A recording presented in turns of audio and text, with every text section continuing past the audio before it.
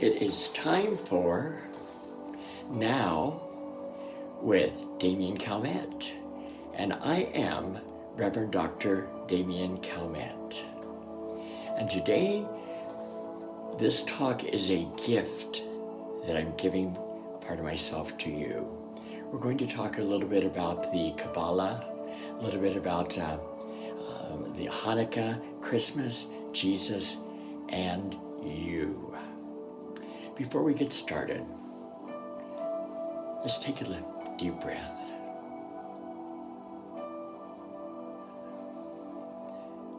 Let's focus on being here right now.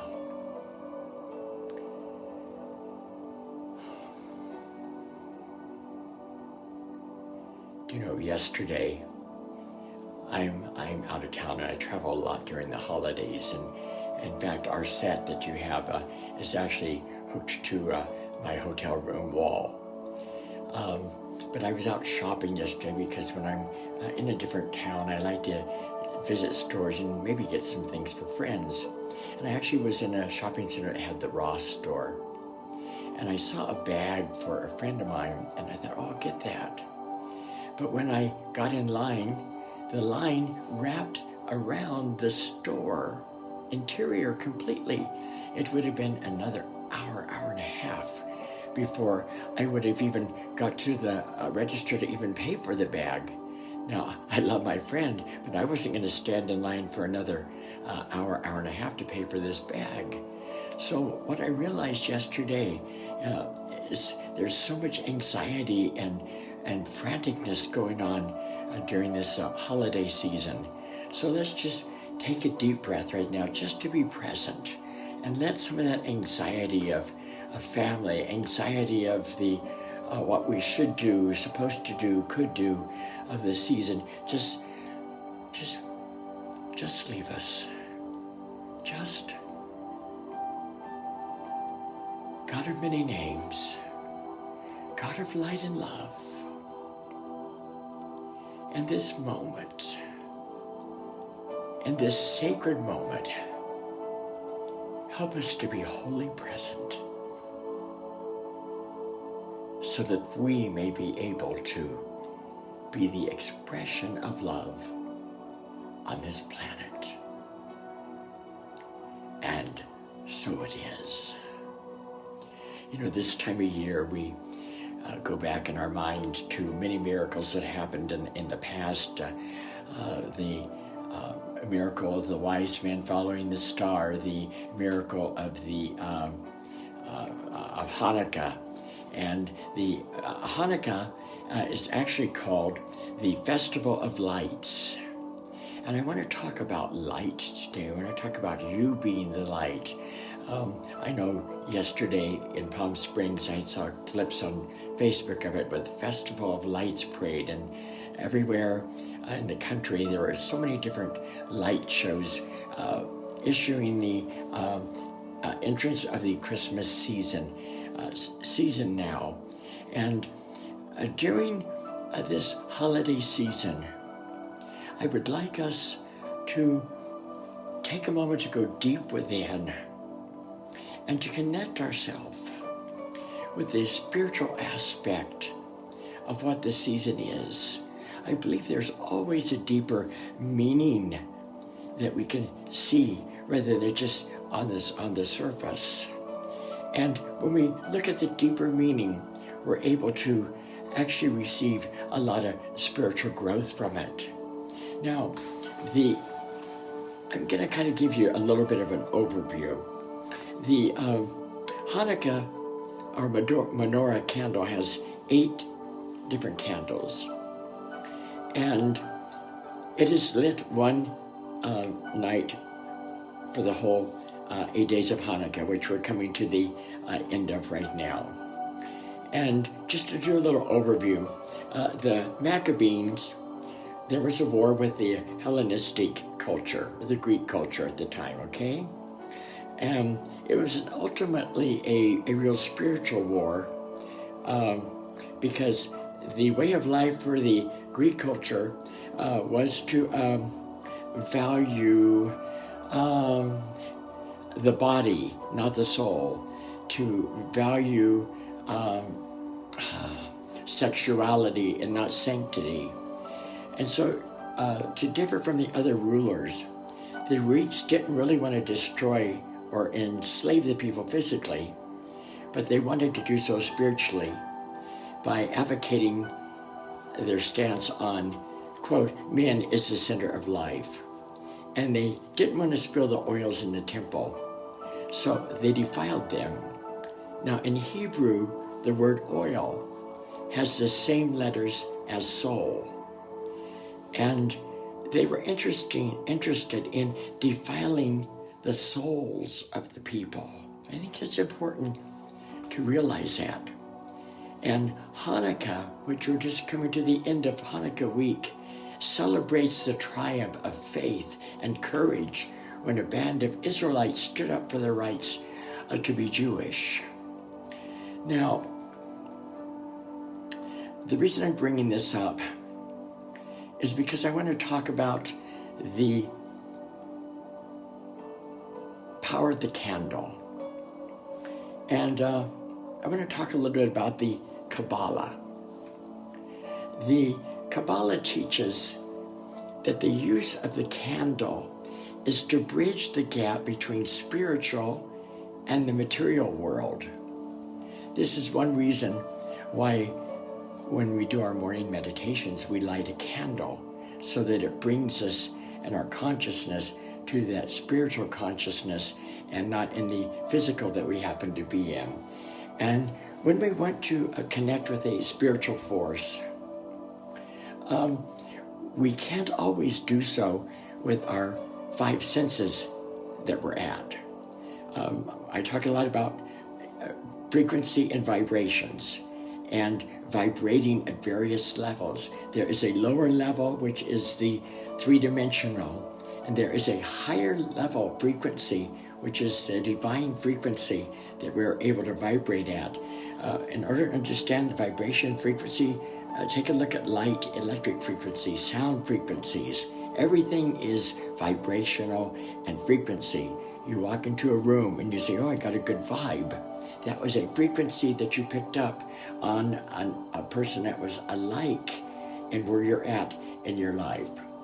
So the candles connect us as a spiritual light at that moment. Now the memorial candle connects us to the soul of the deceased, which is no longer in our material world, okay?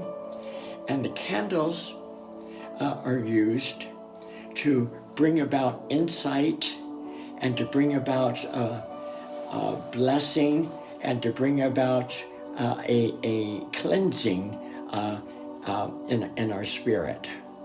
So just as the Hanukkah candle starts at the lower part of ourself, and each day we begin to be cleansed more and more, and we begin to move into a deeper area of spirituality.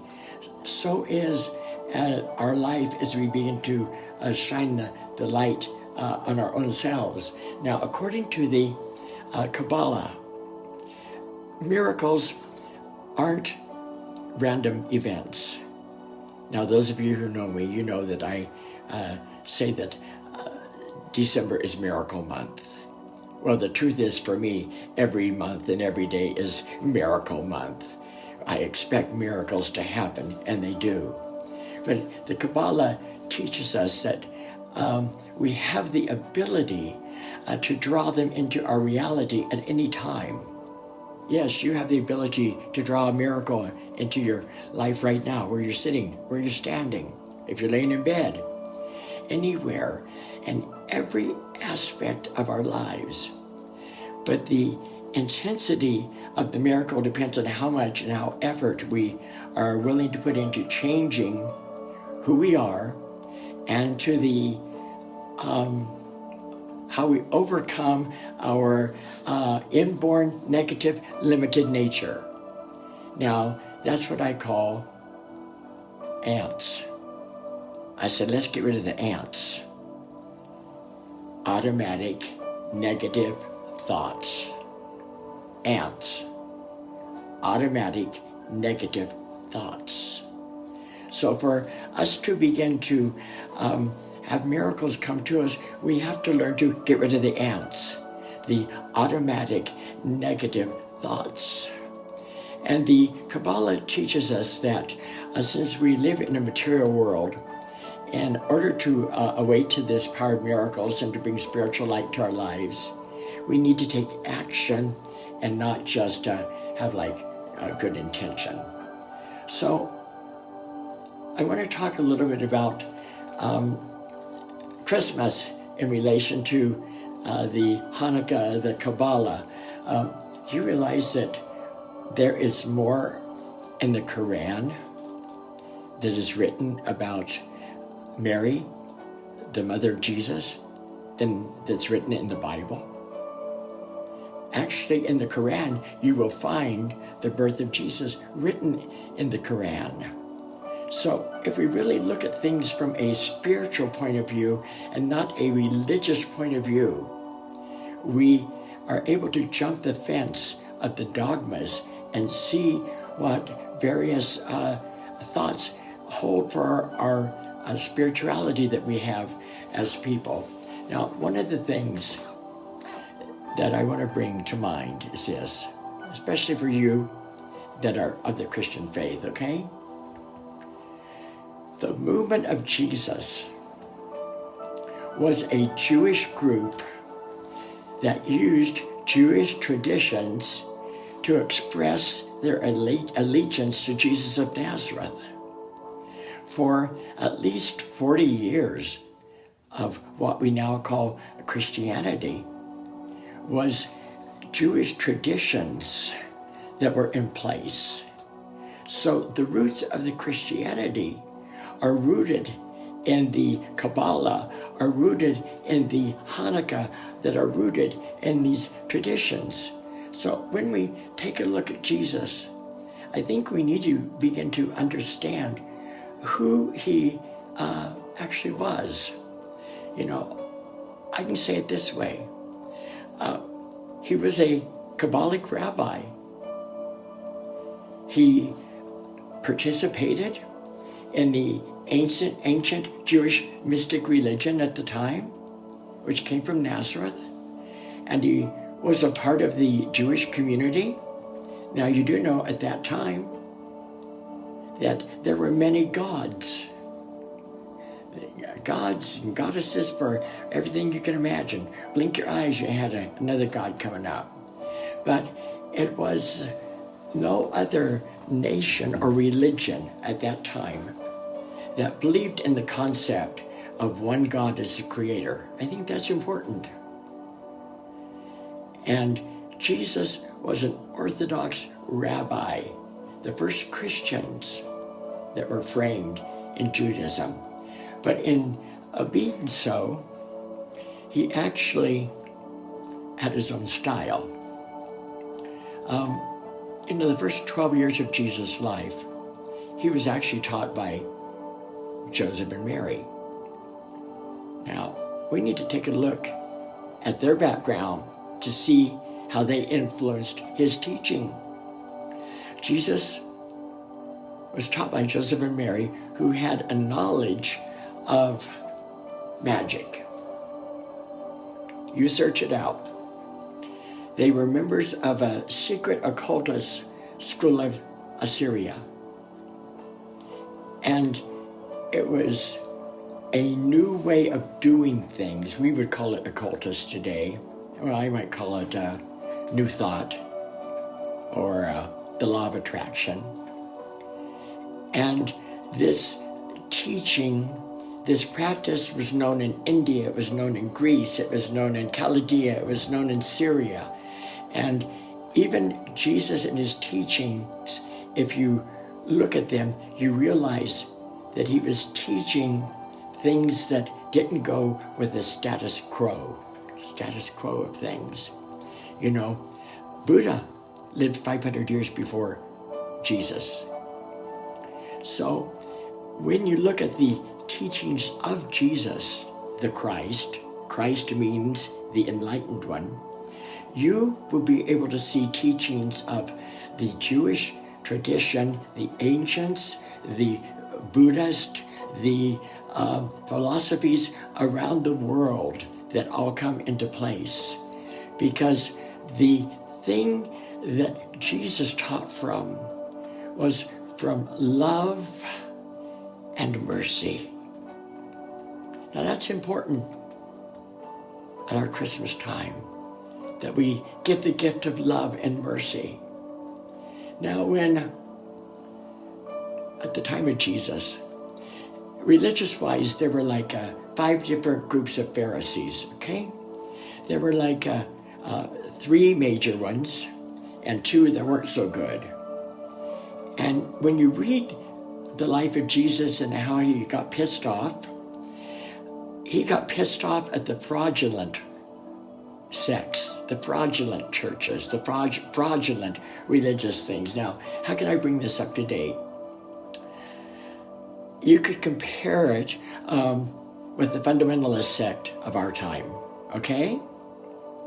You know, the ones that are unable to see the light, there's no love and mercy, and their rule of thumb is a strict adherence to a written word. Anything else does not apply. And these particular groups began to extort money. I mean, can you imagine paying somebody to get to heaven? I mean, paying a priest to get to heaven? Hello? When one of the teachings of Jesus is, the kingdom of God is within you. Y'all want to know how to have heaven? Have heaven on earth. Begin to have the kingdom of God that is within you. So when we begin to look at this, we want to come from that premise that everything has to be done out of love. Everything has to be done out of concern. Everything has to be done out of a pure heart. And Jesus used his own personal language. And sometimes I think I relate to him because people get a little miffed at me because I get out on a limb here. You know, he mixed goodness. He mixed forgiveness. He had a spiritual awakening. He wanted people to grow from the old rules that kept them stuck and unhappy to a place where there was going to be joy. Now, one of the things that I find is we need to return to pure love that lies within each of us. And in Matthew, the 5th chapter, the 14th verse, Jesus says this, you are the light of the world. A town or a city that's built on a hill can't be hidden. That's what Jesus tells his followers, right? He says, you're going to carry this light, this same light that I am. You're going to carry it into dark places in the world and into the darkness of the human heart. And it's by our love and our light that people know that we have that connection with the divine. Now I don't want to be offensive, but religion didn't serve me really well.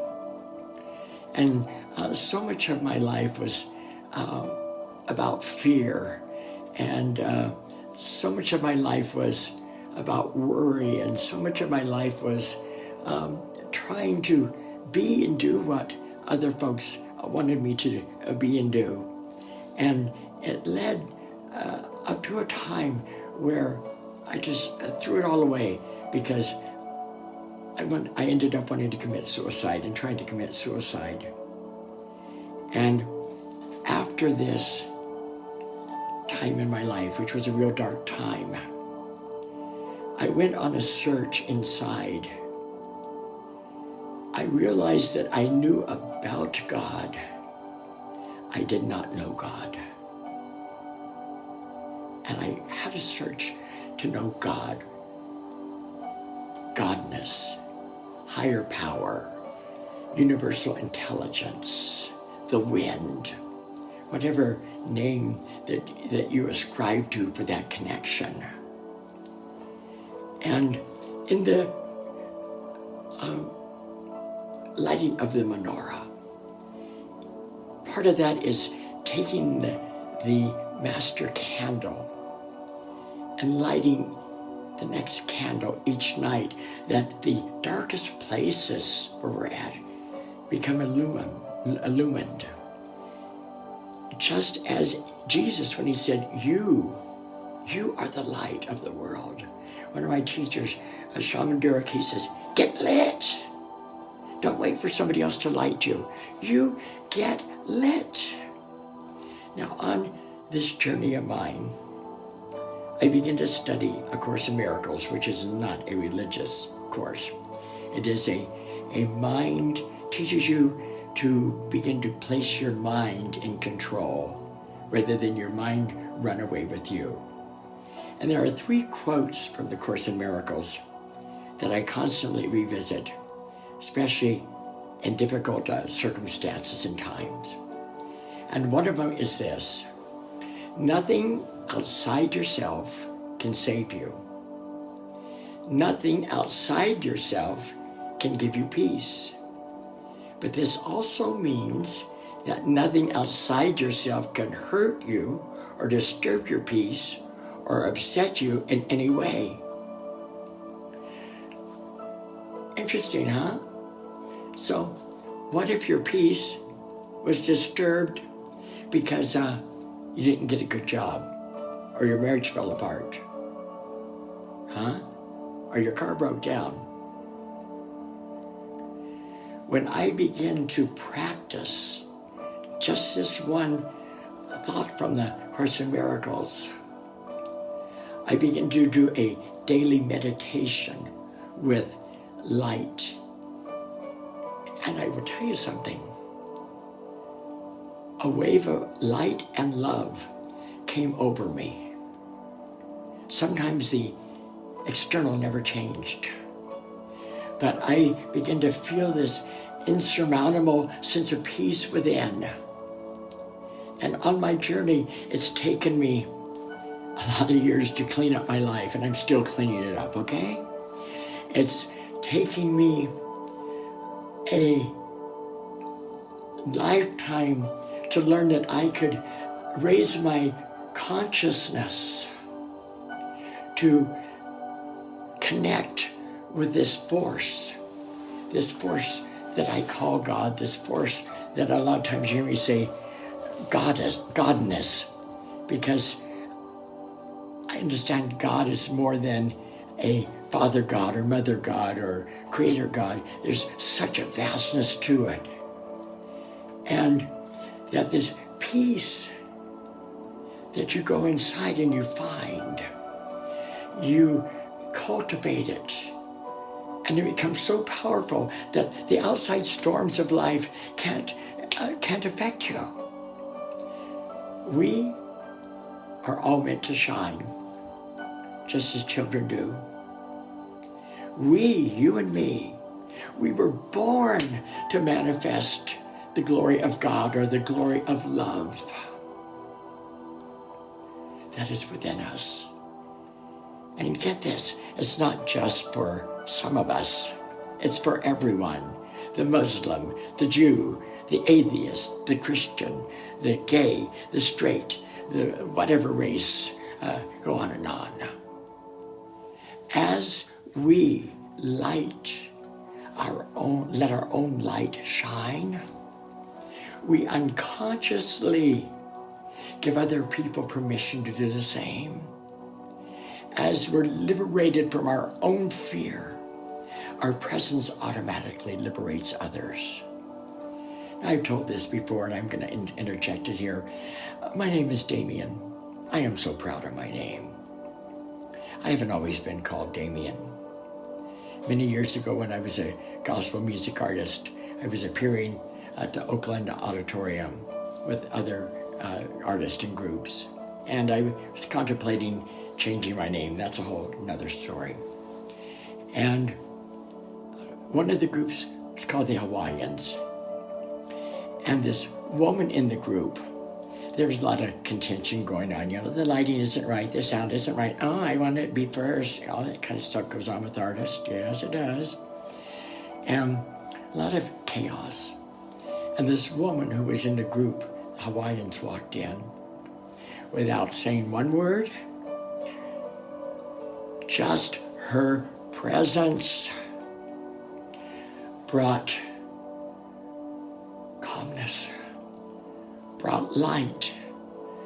I've never experienced anything like it before or now. And her name was Damien. And in that instant, my friends, I said, that's for me. So when I say that as we begin to let our light shine, we automatically give that same power to other people unconsciously to do the same. And why do we not let our light shine and play small just so somebody else will feel good? See, it's not that we do that. So my second thought and quote that I keep with me is one that you hear me say all the time. If you knew who walked beside you at all times on this path that you have chosen, nobody else, you have chosen, you could never experience fear or doubt again. Now, my good friend, Reverend Dr. Pat Langlois, she says, I'm a Pentecostal New Ager. So this is where I jump up and down. I go, hallelujah. When you know, not the head knowledge, but down inside your being, who you are, that this power, this creativeness, this lovingness walks beside you, and it's outside you and in you at all times. You never fear or doubt again. I will tell you, that's how I live my life. That is how I live my life. For many years, I worried or fear. You know, there are times when the supply of money is a concern.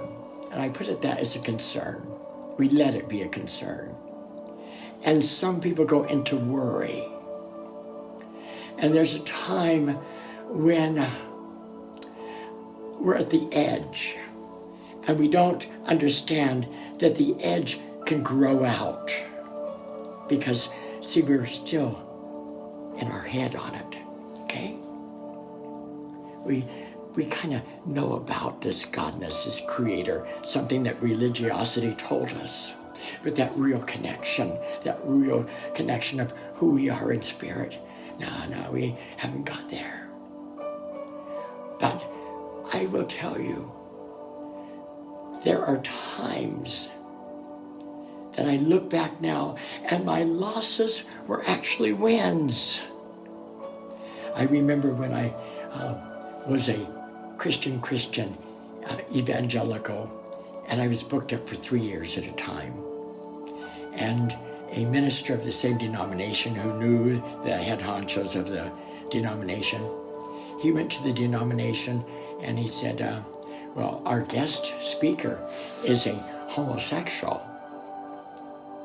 Now, at that particular time, I lived in a bubble and I knew nothing about homosexual, gay, straight, sexual, no sexual, nothing. I lived in such a bubble. But I've always been colorful. And 3 years of my meetings closed just like that. I was destroyed. People talked all over. How am I ever going to rebuild my life again? But I look back, that loss is actually a win, because The losses in my life have catapulted me into experiences and relationships that have furthered my evolution and my growth. And those times when I'm feeling a little bit funky and resistant on my current circumstances, I remember what Steve Jobs said. You cannot connect the dots looking forward. You can only connect them looking backwards. So you have to trust that the dots will somehow connect in your future. Can I say it this way? I now trust that Spirit, universe, highest version of myself, God, higher power, is walking with me, supporting me, and knows what's best for me. I surrender to it. Now the third point of letting our light shine, this is the last point.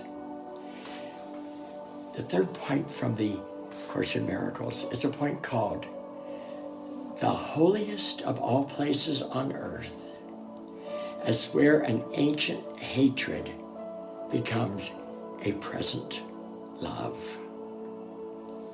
I remember in, I think it was 2005, maybe 2006, when I came back to the United States after being gone. And my best friend, who was like my sister, my agent, my manager, totally had taken everything from me while I was gone. I mean, I had nothing when I came back to the States. Had zero, nothing. No car to drive, I had no house to live in. I ended up homeless and in the doorways. God, what do you mean talk about forgiveness? I was feeling resentment. I was feeling bitterness. But you know what? I came to realize it wasn't just about her, but it was how I had been treated by a lot of people in my life. Some of this stuff was ancient. What am I talking about? The holiest of all places on earth, where an ancient hatred becomes a present love. And I walked on the beach and I cried and I yelled and screamed, and I collected pop bottles and cans and saved enough money that I could get her 2 tickets to Circus du Soleil show in Vegas.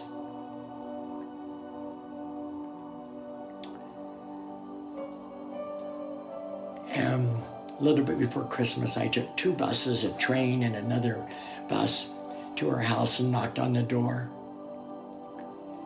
She turned white as a ghost. I walked in, a card, and I said, these are for you. She said, when are we going? I said, we're not. These are for you. I came to say goodbye to you. And in that holy instant moment that I'm talking about,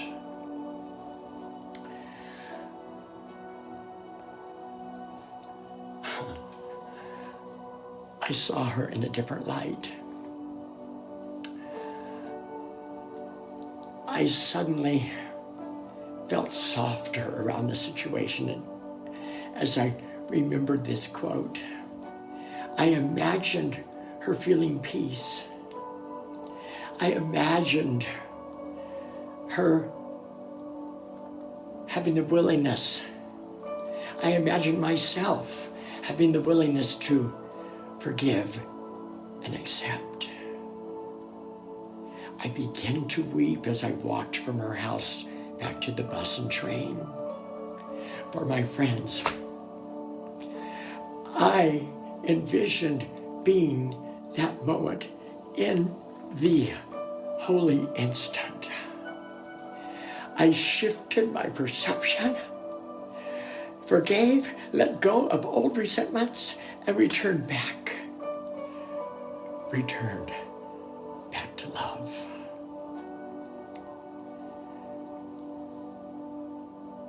Oh, wow.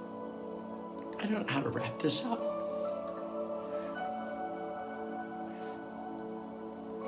You are the light of the world. You be the light of the world, giving permission to somebody else to light their candle. You, where you walk in the darkness, be consciously aware that you're shining light just by your presence on somebody. You who are in addiction, don't fight so much. Be more, fight less. Because it's out of our beingness that the doingness comes. We all want to have peace, okay? Peace does not happen without gratitude. Gratitude is the highest frequency that there can be, the highest vibration. Not just an acknowledgement, but highest gratitude. And in gratitude, there is thanks and giving. Those are what comes out of the gratitude. Gratitude and peace go like this. May today your life be filled with peace. May your life be filled with understanding. May your life be filled with mercy. May love fill you from the top of your head to the bottom of your feet, because our purpose on this earth is to be the extension of love, period. And as I say on Sunday with all my talks, kindness. Kindness is the language. Oh, kindness is the language that the deaf can hear. And kindness is the language that the blind can see. Be kind to yourself and others, especially during this hectic season that is so non-spiritually geared. Why don't we back up, leave some of the gifts in the store. You don't have to worship Amazon this Christmas. What if you got more like shining your light? Give the gift of shining their light to somebody.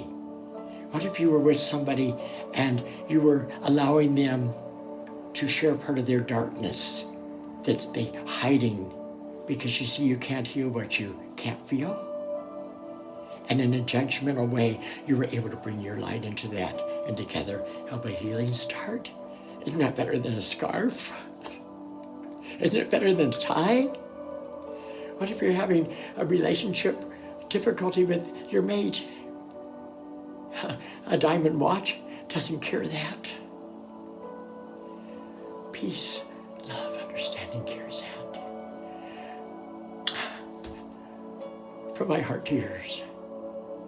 I'll see you next Sunday as we do another talk, sending light and love to you.